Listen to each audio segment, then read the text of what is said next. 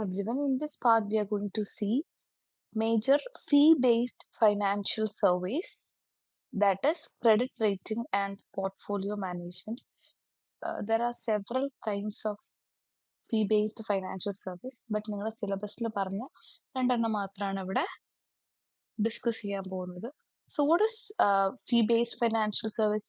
We know that financial services can be classified into two, fund-based and fee-based. We have already seen many fund-based financial services such as hire purchase, underwriting, merchant banking, and so on. Now we are going to see fee-based financial service. What is fee-based financial service? അവിടെ ഈ fee-based financial serviceൽ ഒരു asset അല്ലെങ്കിൽ cash directly involve ആവുന്നില്ല. ഇവിടെ നേരെ മറിച്ച് ഒരു fees രൂപത്തിലാണ് അവർ ചാർജ് ചെയ്യുന്നത്. Fund or asset is not involve in fee based financial service. Here first one is credit rating.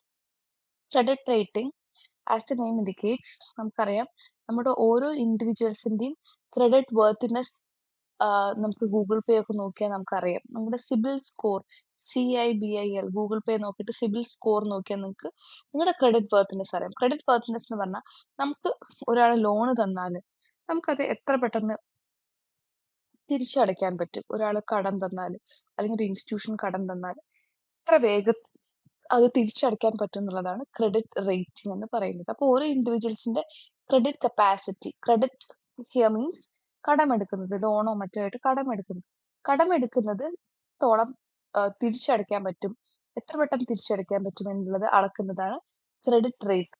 Credit rating evaluates individual corporation or country. ഇത് കൺട്രി കടമെടുത്താൽ എത്ര പെട്ടെന്ന് അടയ്ക്കാൻ പറ്റുന്നു അനലൈസ് ചെയ്യാം. കോർപ്പറേഷൻ കമ്പനി കടമെടുത്താൽ എത്ര പെട്ടെന്ന് അനലൈസ് ചെയ്യാം. ഇൻഡിവിജ്വലിനെ അനലൈസ് ചെയ്യാം. ഇൻഡിവിജ്വലിനെ യൂഷ്വലി നമ്മൾ സിബിൽ സ്കോർ ആണ് നോക്കാറ്. കമ്പനീസിന്റെ ഒക്കെ ഏതാണെന്നുള്ളത് നമ്മൾ വിൽ സി. കൺട്രീസിന്റെയും ഡിഫറെന്റ് ആണ്.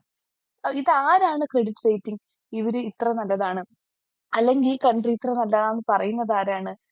There are specialised agencies. ഈ ഏജൻസീസ് ആണ് ഓരോ ഇൻഡിവിജ്വൽസിനെ അല്ലെങ്കിൽ കമ്പനീനെ അല്ലെങ്കിൽ കൺട്രീസിനെയും റേറ്റ് ചെയ്യുന്നത്.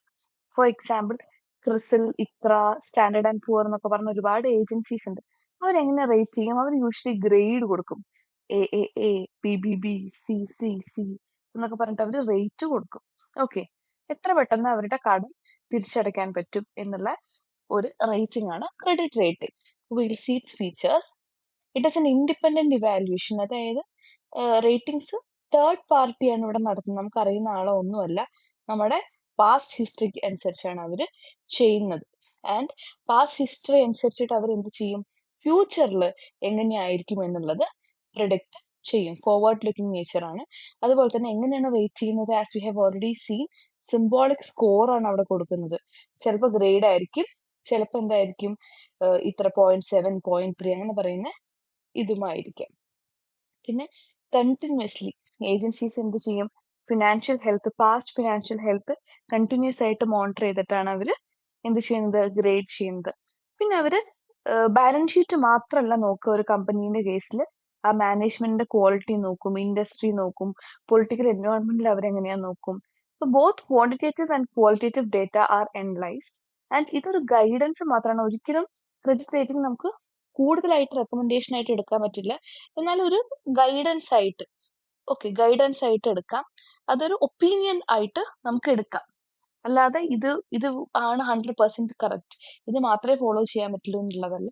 V can use it as an opinion. Okay, so these are the features of credit rating.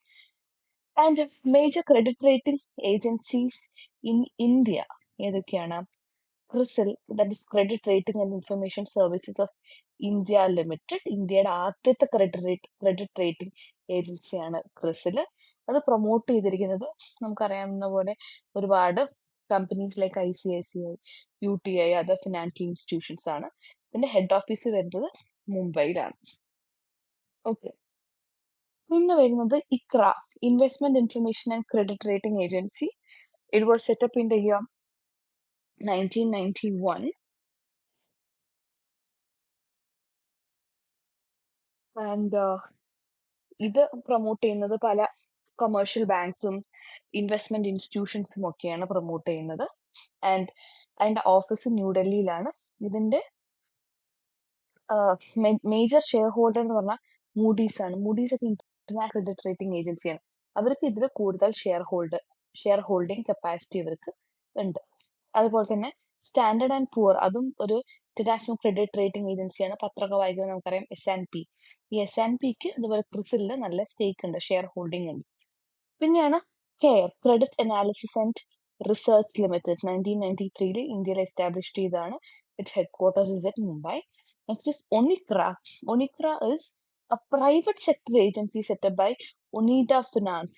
പണ്ടൊക്കെ ഒനീഡ TV, അങ്ങനെ ഒനീഡയ്ക്ക് ഒരുപാട് പ്രൊഡക്റ്റ് ഉണ്ട്. അപ്പൊ ഒനീഡ ഫിനാൻസ് സെറ്റപ്പ് ചെയ്തതാണ് ഒഡിക്ര എന്ന് പറയുന്നത്. It rates individuals, MSME and corporations. Next is SMERA, that is Small and Medium Enterprises Rating Agency. As the name indicates, ചെറിയ കമ്പനീസിനെയൊക്കെ rate ചെയ്യാൻ വേണ്ടിയിട്ട് വന്നതാണ്. It is promoted by SIDBI and DNB and some other banks in India. ഇതിന്റെ head ക്വാർട്ടേഴ്സും മുംബൈയിലാണ്. These are the basic major credit rating agencies in India. Okay. Apart from that, there are several credit rating agencies. Some of the major കാര്യങ്ങൾ മാത്രമാണ് നമ്മൾ discuss ചെയ്തത്. Now let's see its advantages. As we have already seen, അത് risk assess ചെയ്യാൻ പറ്റും. അതായത് ഒരാളുടെ debt paying capacity, എത്രത്തോളം നമ്മൾ കടം കൊടുത്താൽ അയാൾ തിരിച്ചു തരും എന്നുള്ളത് നമുക്ക് എന്ത് ചെയ്യാൻ പറ്റും, ഇതിലൂടെ തീരുമാനിക്കാൻ പറ്റും. Also it helps in market liquidity and expansion. അതായത് റേറ്റിംഗ് കമ്പനീസ്, ഇപ്പൊ ഒരു കമ്പനിയെ റേറ്റ് ചെയ്ത് കഴിഞ്ഞാൽ അവർക്ക് മനസ്സിലാവും, എത്രത്തോളം ആൾക്കാർക്ക് മനസ്സിലാവും അതിന്റെ ബോണ്ടും ഡിബഞ്ചറും ഒക്കെ സേഫ് ആണ്. ഇപ്പൊ നമ്മുടെ മ്യൂച്വൽ ഫണ്ടോ അല്ലെങ്കിൽ ബോണ്ടോ ഡിബഞ്ചറോ ഒക്കെ എടുത്ത് നോക്കിയാൽ അതിന്റെ അകത്ത് റേറ്റിംഗ് നമുക്ക് കാണും. അപ്പൊ ആ റേറ്റിംഗ് 4 സ്റ്റാർ, 3 സ്റ്റാർ അല്ലെങ്കിൽ AAA, ആ റേറ്റിംഗ് അനുസരിച്ച് നമുക്ക് അത് പർച്ചേസ് ചെയ്യാൻ പറ്റുമല്ലോ എന്നുള്ളത് തീരുമാനിക്കാം. Also it encourages financial disciplines. അതായത് ഒരു കമ്പനീനെ റേറ്റ് ചെയ്യുന്നുള്ള ഒരു പേടി ഉണ്ടാകുമ്പോൾ സ്വാഭാവികമായിട്ടും, അല്ലെങ്കിൽ നമ്മളിപ്പോൾ ഒരാൾ ഇവാലുവേറ്റ് ചെയ്യുന്നുള്ള ഒരു പേടി ഉണ്ടാകുമ്പോൾ സ്വാഭാവികമായിട്ടും നമ്മൾ കുറച്ചൊക്കെ ഡിസിപ്ലിനോട് കൂടെ പെരുമാറാൻ വേണ്ടി നോക്കും. മോർ ഓവർ, നല്ല റേറ്റിംഗ് ഉള്ള കമ്പനീസിന് പുറത്തൊക്കെ ഗ്ലോബലി ക്യാപിറ്റൽ, അതായത് നമുക്ക് ഫണ്ട് വേണ്ട സമയത്ത് ഇന്റർനാഷണലി നമുക്ക് ഫണ്ട് വാങ്ങിക്കാൻ വേണ്ടിയിട്ട് ഹെൽപ്പ് ചെയ്യും. Also lower cost of boring, അതായത് ഹൈ ക്രെഡിറ്റ് റേറ്റിംഗ് ഉള്ള ഏജൻസീസ് സേഫ് ആണ് നമുക്ക് യൂഷ്വലി പറയാം. ഇപ്പൊ ലെൻഡേഴ്സ് എന്ത് ചെയ്യും, നല്ല ക്രെഡിറ്റ് റേറ്റിംഗ് ഉള്ളവർക്ക് നല്ല ലോണൊക്കെ കൊടുക്കും. ഓൾസോ ഇൻവെസ്റ്റ്മെന്റ് സേഫ്റ്റി നെറ്റ്, അതായത് നമുക്കിപ്പോ ഒരുപാട് ഡീറ്റെയിൽസ് നമുക്കിപ്പോ ആൾക്കാർക്ക് വായിക്കുന്നതൊക്കെ ബുദ്ധിമുട്ടായിരിക്കും. നേരെ മറിച്ച് നമുക്കിപ്പോ ഇൻവെസ്റ്റ് ചെയ്യുന്ന സമയത്ത് നമുക്കിപ്പോ ഒരു മ്യൂച്വൽ ഫണ്ടോ ഡിബഞ്ചറോ അല്ലെങ്കിൽ ഒരു കമ്പനിയോ എടുത്ത് നോക്കിയാൽ അതിന്റെ റേറ്റിംഗ് ഇപ്പൊ 5 സ്റ്റാർ ആണ്, 4 സ്റ്റാർ ആണ്, അല്ലെങ്കിൽ AAA ആണ്, അല്ലെങ്കിൽ A ആണെന്ന് പറഞ്ഞാൽ നമുക്ക് ഒറ്റയടിക്ക് ഡിസൈഡ് ചെയ്യാം ഇത് നല്ലതാണോ മോശമാണോ എന്നുള്ളത്. So these are the advantages of credit rating. Now let's see disadvantages. Small കമ്പനീസിനൊക്കെ വളരെ കോസ്റ്റ് ഉള്ള കാര്യമാണ്. അതായത് ക്രെഡിറ്റ് റേറ്റിംഗ് ഏജൻസീസ് നമ്മൾ എന്ത് കൊടുക്കണം, ഫീസ് കൊടുക്കണം. പിന്നെ അതുപോലെ തന്നെ ഹൈ ക്രെഡിറ്റ് റേറ്റിംഗ് ഉള്ളത് എപ്പോഴും സേഫ് ആണ് എന്നുള്ള ഒരു ഫോൾസ് സെൻസ് ഓഫ് സെക്യൂരിറ്റി ഇത് സ്പ്രെഡ് ചെയ്യും. ക്രെഡിറ്റ് റേറ്റിംഗിനെ മാത്രം നമ്മൾ ഒരിക്കലും എന്ത് ചെയ്യരുത്, ഡിപ്പെൻഡ് ചെയ്യരുത്. ഇവിടെ ഓൾറെഡി ഫീച്ചറിൽ നമ്മൾ പറഞ്ഞു, it is only a guidance not a recommendation. അപ്പൊ അത് മാത്രം നമ്മൾ ഡിപ്പെൻഡ് ചെയ്താൽ നമുക്ക് നല്ല രീതിക്ക് ഡിസിഷൻ എടുക്കാൻ പറ്റില്ല. Generic nature of credit rating, അതായത് ഇതൊരു ബ്രോഡ് സമ്മറി മാത്രമാണ്. ഇൻ ഡീറ്റെയിൽ ആയിട്ട് നമുക്ക് ആ റേറ്റിംഗിലൂടെ കാര്യങ്ങൾ മനസ്സിലാവില്ല. രണ്ട് BBB അല്ലെങ്കിൽ AAA റേറ്റഡ് കമ്പനീസിൽ ഡിഫറെന്റ് ടൈപ്സ് ഓഫ് റിസ്ക് ആയിരിക്കും അവർക്ക് ഉണ്ടാവുന്നത്. അപ്പൊ റേറ്റിംഗിന് മാത്രം നമുക്ക് ഒരിക്കലും ഡിപ്പെൻഡ് ചെയ്യാൻ പറ്റില്ല. പിന്നെ നേരത്തെ പറഞ്ഞ പോലെ തന്നെ ഹിസ്റ്റോറിക്കൽ ഡേറ്റ വെച്ചിട്ടാണ്. പെട്ടെന്നൊരു സംഭവം സംഭവിച്ചാൽ, പെട്ടെന്ന് ആ കമ്പനിയിൽ ഒരു കള്ളം പിടിച്ചാലൊന്നും അത് ആ റേറ്റിംഗിനെ എഫക്ട് ചെയ്യില്ല. ഹിസ്റ്റോറിക്കൽ ആയിട്ടാണ് നമ്മൾ ഡീറ്റെയിൽസ് കൊടുക്കുന്നത്. അപ്പൊ പെട്ടെന്ന് ഫ്യൂച്ചറിൽ ഉണ്ടാകുന്ന കാര്യങ്ങളൊന്നും നമുക്ക് റേറ്റിംഗിലൂടെ പ്രിഡിക്റ്റ് ചെയ്യാൻ പറ്റില്ല. More over it is A time taking process, ഒരുപാട് സമയം എടുക്കും. And there is also issuer pay conflict, അതായത് most agencies are paid by companies they are rating. This creates a conflict of interest where an agency might be tempted to give a slightly better, അതായത് നമുക്ക് already അറിയുന്ന companies മറ്റൊരു കമ്പനിയെ rate ചെയ്യുന്ന സമയത്ത് ചിലപ്പോൾ അവിടെ എന്ത് വരാം, നമുക്കൊരു ബയാസ് ഒക്കെ ഫീൽ ചെയ്തിട്ട് വെറുതെ ഒരു ഗ്രേഡൊക്കെ കൂട്ടി ഇട്ട് കൊടുക്കാനുള്ള ചാൻസസും ഉണ്ട്. So these are the disadvantages of credit rating. So far, we have discussed what is credit rating, features, credit rating agencies, advantages and disadvantages.